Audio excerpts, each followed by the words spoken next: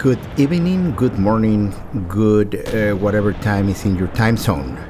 I'm Dr. Sergio Sanchez, also known as Dr. Qubit, broadcasting live from our secure studio located somewhere between my kitchen and my garage. Saturday, February 28th, 2026, the United States and Israel launched a joint military operation. The Pentagon called it Operation Epic Fury. Israel called it the Roaring Lion. People, the US military is no longer naming operations. They are naming heavy metal albums. The result? Iran's supreme leader, Ayatollah Ali Khamenei, after nearly 4 decades of power, was killed in the strikes. Iran internet dropped to just 4% of normal capacity. For context, that less connectivity than trying to stream Netflix at a campground in Wyoming. And while the physical bombs were falling, digital bombs were falling at the exact same time. Coordinated, simultaneously, unprecedented.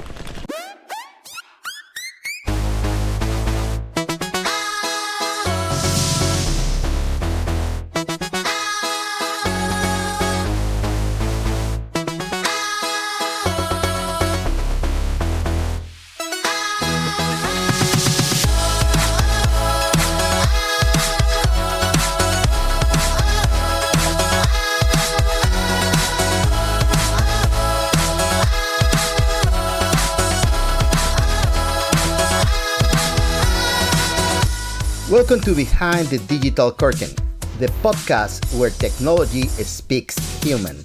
I am Dr. Sergio Sanchez, aka Dr. Qubit, your guide to understanding what's going on with artificial intelligence, digital dangers, how to navigate this crazy world of digital lies and scams that's seen straight out of science fiction movies. I will tell you how to protect yourself even if you don't like technology. And well, let's start with the show. Welcome to Behind the Digital Curtain.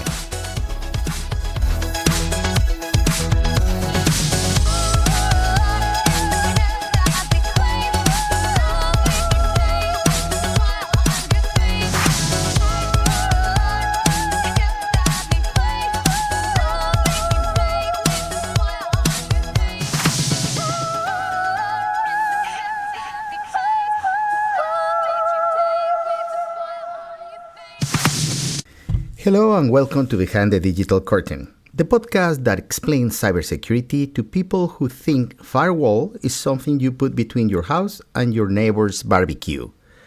Today, why a war in the Middle East could affect your bank account, your water supply, and yes, possibly your Netflix account.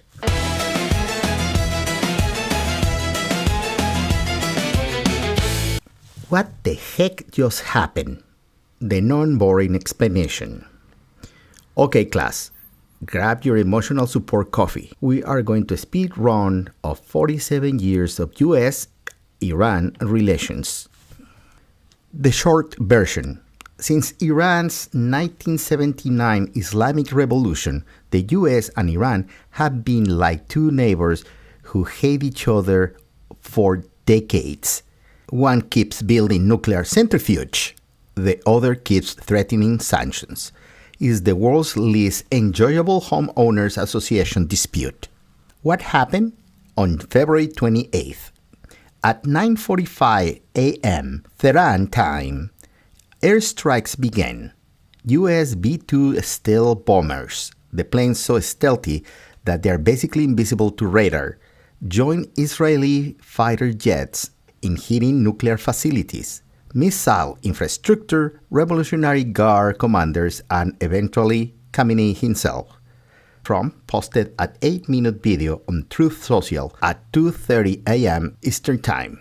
He says the objective was regime change and that the heavy and pinpoint bombing will continue interrupted through the week. Iran's internet collapsed to 4% of normal traffic, confirmed by NetBlocks, the global internet monitoring organization. That wasn't a side effect. That was a weapon. And Iran responded everywhere.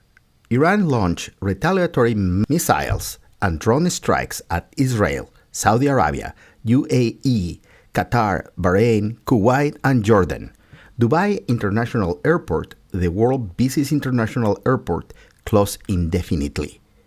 And in cyberspace, hacktivist group coordinated on Telegram and Reddit under the Cyber Islamic Resistance banner began targeting US and Israeli affiliated organizations. An ex-NSA operative, now at threat intelligence firm Flashpoint, summed up the cyber threat with one line that should make everybody uncomfortable. This is in the hands of a 19-year-old hacker in a Telegram room. The next phase of this war could be launched by someone whose biggest other concern is making rent.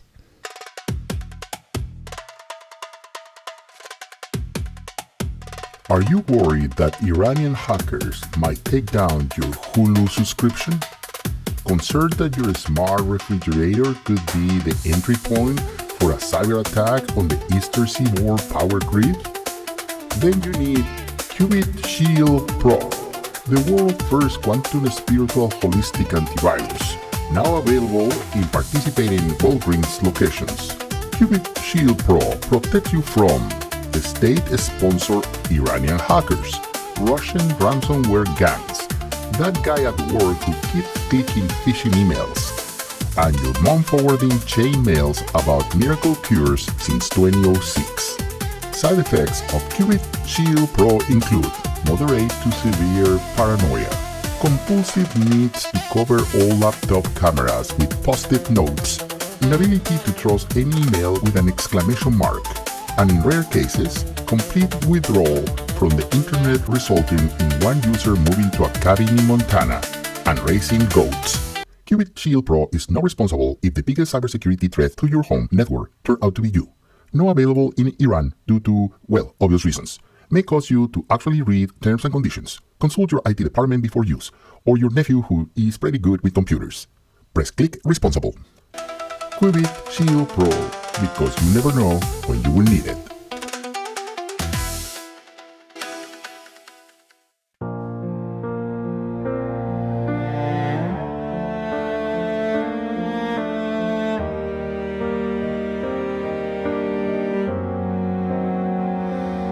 I'm a lonely hacker sitting here without a light. Got my laptop and my Telegram, but no Wi-Fi tonight. The internet dropped to 4%, the whole grid's going dark. I can't send my ransomware, this is breaking my heart. Oh, the network is down and I'm crying alone. I had targets in Des Moines, but I can't phone home. I wanted to hack a hospital, I had a water plan in mind, but without internet access, friend, I'm flying blind. I had a botnet ready, I had a wiper full of fire. I was gonna crash the power grid and cut every wire, but Israel killed my router, Stuxnet got my VPN. Now I'm sitting in the dark here, eating pistachios again. I had a phishing email crafted themed around the war. Click here, your bank was hacked by Iran. They would have fallen for sure, but the cyber ops hit first and left me in a fog. Now my only cyber weapon is this very sad blog.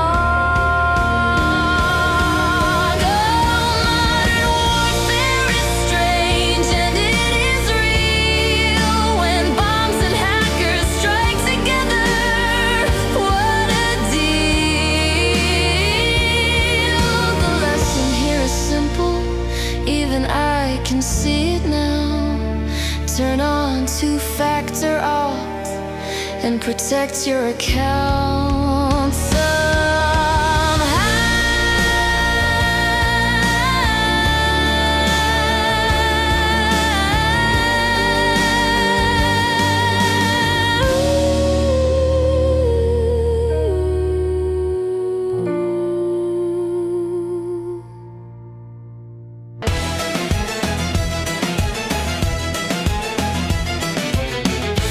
The real cyber war and why you should care.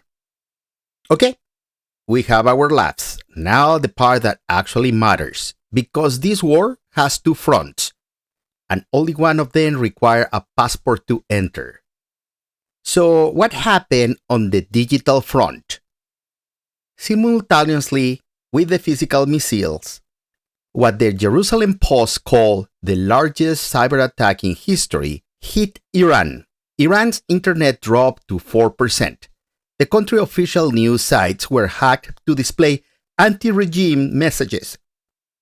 A popular religious app called Vadesaba, with over 5 million downloads, was defaced with messages saying, "It's time for reckoning," and urging Iranian military members to stand down. The IRGC's, the Islamic Revolutionary Guard Corps, communications infrastructure was specifically targeted to prevent them from coordinating missile attacks and drone launches. This wasn't accidental. This was a precision digital strike, designed and executed alongside the physical one. And Iran's cyber retaliation is aimed at us. Here's where it hits home. Iran has documented serious cyber capabilities.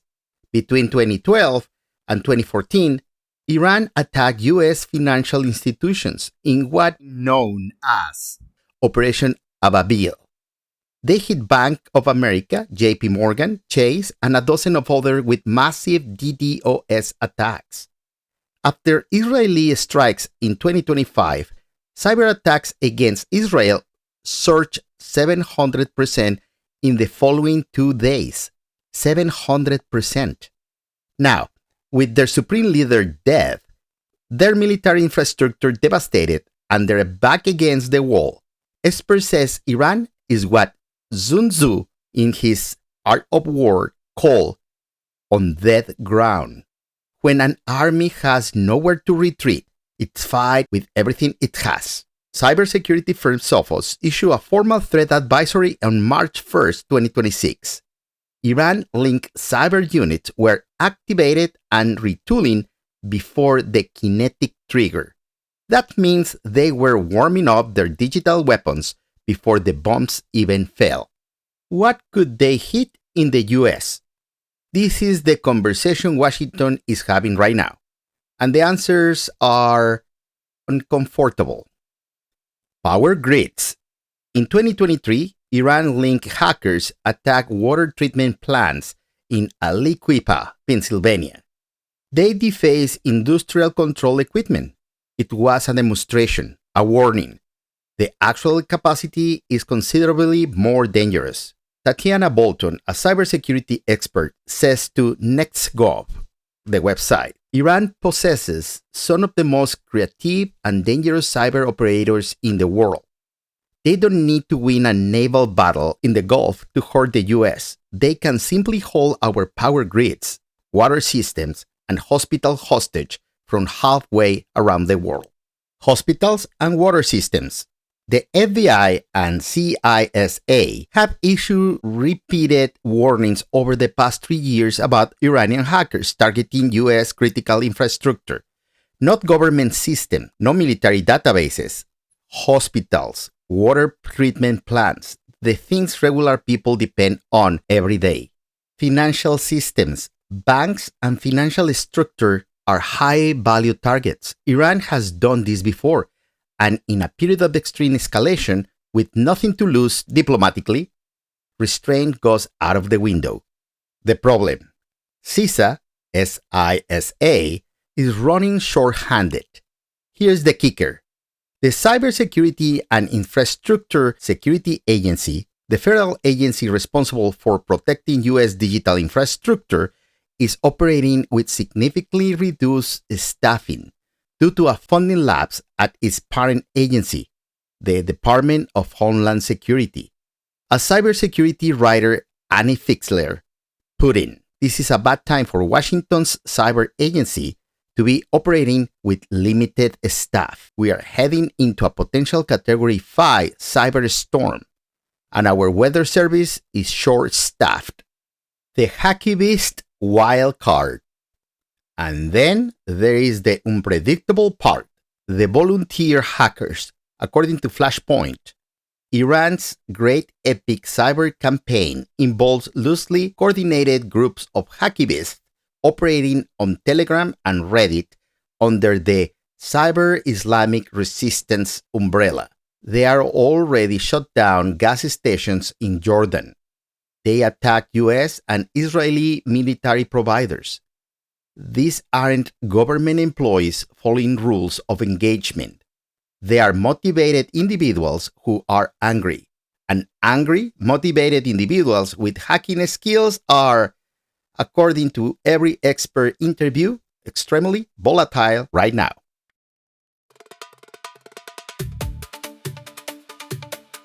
Friend, in these uncertain times, your digital life is more vulnerable than ever. That's why Qubit Insurance presents Cyber Armageddon Coverage, the only insurance plan designed specifically for when a state-sponsored hacktivist group decides your crap brewery counts as critical infrastructure. Our basic plan covers identity theft by foreign state actors, power outage caused by cyber attack in regional grid, loss of Venmo or Apple Pay access during global cyber conflict, ransomware attack on your small business or food truck. Our premium plan additionally covers a cybersecurity consultant to explain what happened, a therapist to explain why you are still using password 123, and a printed Rolodex because sometimes analog wins. Side effects for Cyber Armageddon coverage include checking your bank statement at 3 a.m., inability to open any email without suspicion, and in one documented case, a man in suburban Ohio who unplugged everything and now raises chicken and claims to have never been happier. Qubit Insurance is not responsible for nuclear escalation, collapse of global internet infrastructure, or the fact that your password is literally "let me in." This offer not valid in active war zones, which this week is surprisingly long list. Void where prohibited. Coverage do not include your cousin who downloads suspicious app and connect to your home network without asking. Press click responsible. Cyber Armageddon coverage, because you never know when you will need it.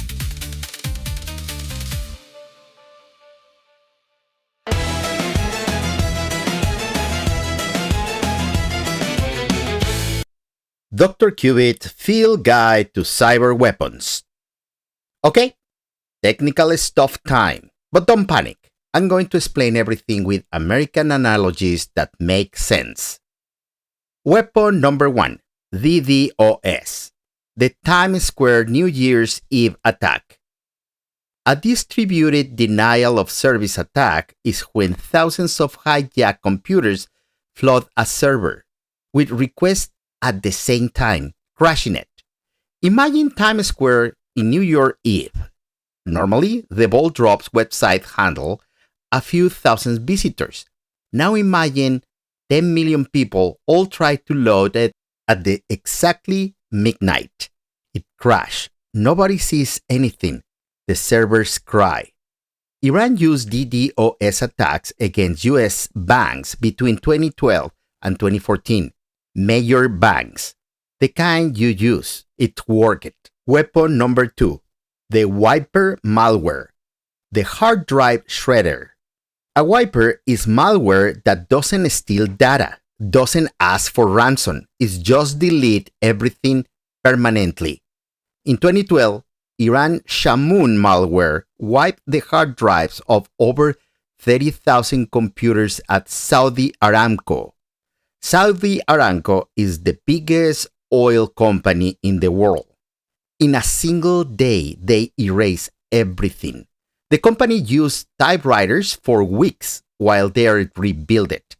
30,000 computers. Imagine coming into your office tomorrow and every single file on every computer is gone. That's a wiper.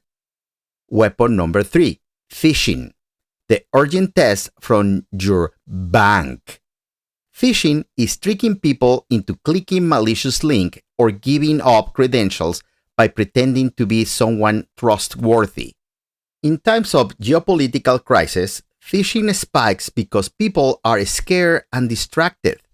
You will see emails saying, Alert! Iranian hackers target your bank account. Click here immediately to verify. and people click, and then everything goes wrong.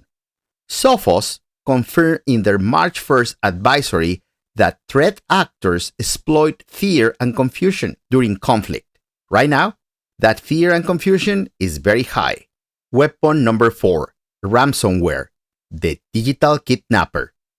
Ransomware sneak into your system, encrypt all your files, and demand payment in cryptocurrency to restore access. It's the digital equivalent to someone breaking into your house, changing all the locks, and leaving a note saying, they will give you back the new keys for $50,000 in bitcoins. Iran has deployed ransomware against hospitals. During an active, escalated conflict with nothing to lose, hospitals, utilities, and local government systems are all attractive targets. Weapon number 5, Hacktivist, the volunteer army of chaos. This is what makes this moment different from previous cyber conflicts. This isn't just government hackers following orders. The cyber Islamic resistance operate as a loosely organized group of volunteers and proxies. They coordinate on public Telegram channels and Reddit. They post screenshots of alleged attacks as proof. They are emotionally motivated, not operationally constrained. A former NSA expert, Catherine Rains, note, when these groups lead the escalation, they fill the vacuum left by Tehran Central Command. That means fewer rules, fewer restrictions, and less predictable targets. A 19-year-old motivated hacker in a Telegram room doesn't have diplomatic constraints. That's the scariest part of this whole situation.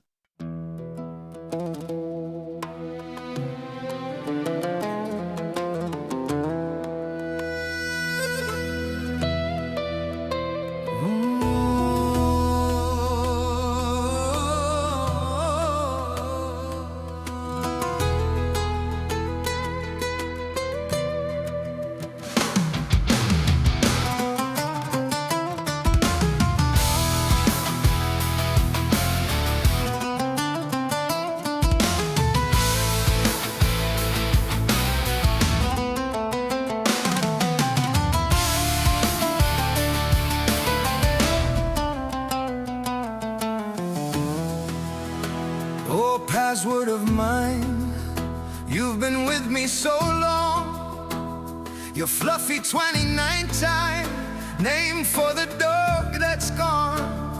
Iran wants to hack me, but you stand in the way. Though technically fluffy 29 time was cracked yesterday. Get a password manager, oh sweet soul of mine. Don't use your birthday backwards, that ain't a good sign. If Iran attacks our grid, or Russia hacks the Fed, QWERTY 12b3 won't protect you. It might get you dead. I set up two-factor, often thought it was a bore. A text message every login, such a chore, such a chore. But Dr. Quibbit told me softly, that small annoyance friend is the one thing standing between you and your financial end. What good is a complex password, 16 characters long, if it's written on a sticky note posted on your monitor all day long? Oh, humanity, oh, irony, oh, digital disgrace. We are ourselves the greatest threat to our own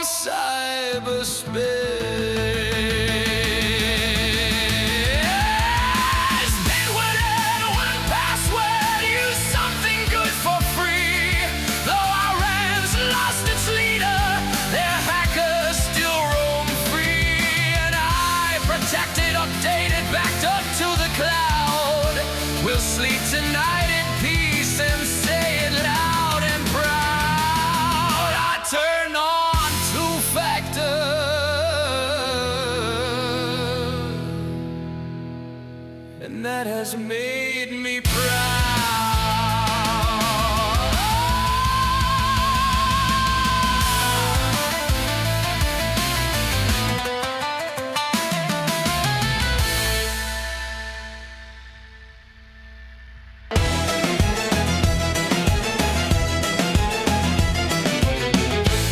All right, everybody.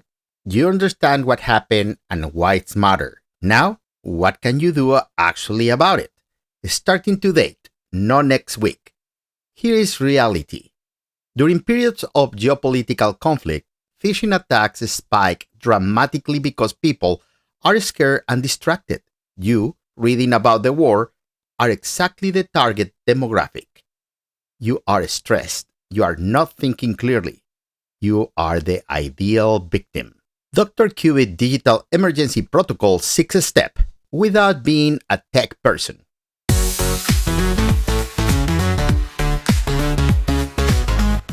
Step number 1. Turn on two-factor authentication everywhere. What is it? When you log into your bank or email, it sends a code to your phone in addition to your password. Why matter? Even if attackers steal your password from a data breach, they can log in without that code. And because you have your phone in your possession, that is what I hope, they cannot get that code. When and where to do it? Right now. Gmail, Outlook, your bank accounts, Instagram, Facebook, your Apple ID, everywhere is your information. This has the highest priority. This single step stops most account takeovers attack cold. Step 2. Install a password manager. What is it? An app that generates and stores unique, complex password for every single account you have. Why it's matter? Iranian state hackers and criminal groups maintain massive databases of leaked passwords. If you reuse passwords, one leaked password means all your accounts are compromised. You have free options. Bitwarden, that's the best free option, is an open source, or a built-in manager like in Google Chrome or Safari. Step 3. Threat urgency as a red flag. Dr. Qubit's golden rule. If a message creates urgency, treat it as suspicious. Full stop. In the next few weeks, you will receive messages saying things like, Iranian hackers compromised your account. Act immediately. or Urgent. Your bank flagged suspicion activity. Verify now. or anything that sounds like a warning tied to the conflict. Before clicking any link in any email or text, go directly to the official website of the institution by typing in your browser, never through the link in the message. Step 4. Update all your devices today. Software updates patch security vulnerabilities that hackers exploit. An unpatched phone or computer is a door left unlocked and open. Update your phone, your laptop, your home router, if you know how, and any other connected devices. On iPhone, go to Settings, General, Software, Update. On Android, go to Settings, System, System Update. This will take around 20 minutes. Just eat your lunch meanwhile. Step 5. Check your financial accounts and set alerts. During periods of elevated cyber activity, financial systems are priority targets. Log into your bank and set up text messages or email alerts for every transaction, even small ones. If you receive remittances from family abroad, knows that international wire transfer systems can be disrupted during cyber conflicts. SWIFT, the international bank messaging network, has been targeted by state actors before. Have a backup plan. Step 6. Backup your data. Right now, if ransomware hits your computer and encrypts your files, a backup is your only way out without paying the ransom. Use Google Drive, iCloud, OneDrive, an external hard drive, or all of them. Back up your photos, documents, anything important to you and your business or personal life. The 3-2-1 rule. 3 copies of your data on 2 different media types with 1 copy stored offsite. In the cloud can be. And if you follow this protocol, now you are way safer.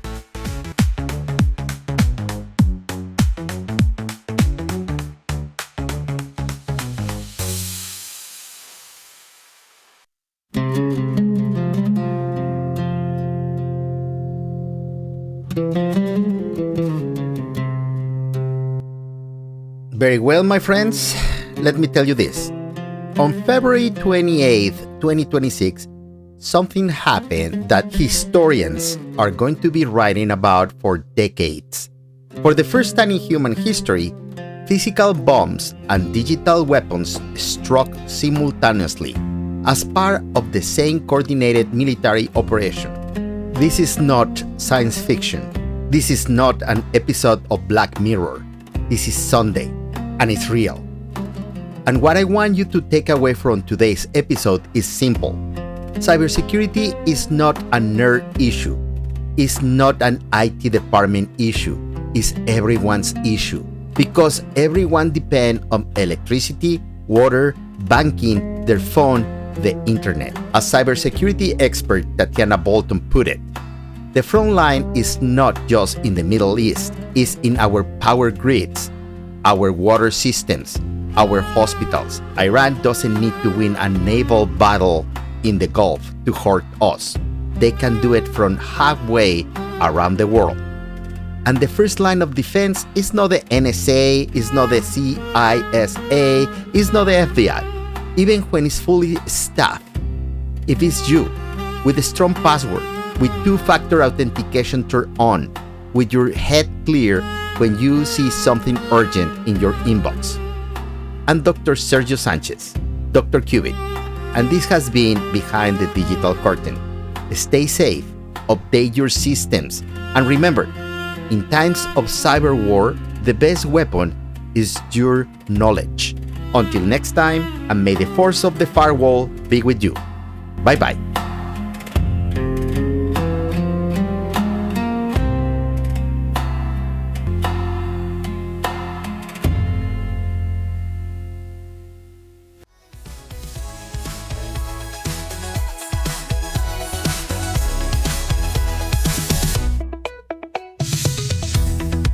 Thank you so much for listening to this week's episode. If you enjoy it, please share with someone you want to protect and help navigate this technological world. And if you have questions, anecdotes, or stories you would like to share, write me at behindthedigitalcurtainpodcast@gmail.com. I'll be waiting for you next week for another episode of Behind the Digital Curtain, the place where technology is spoken in human language. See you later.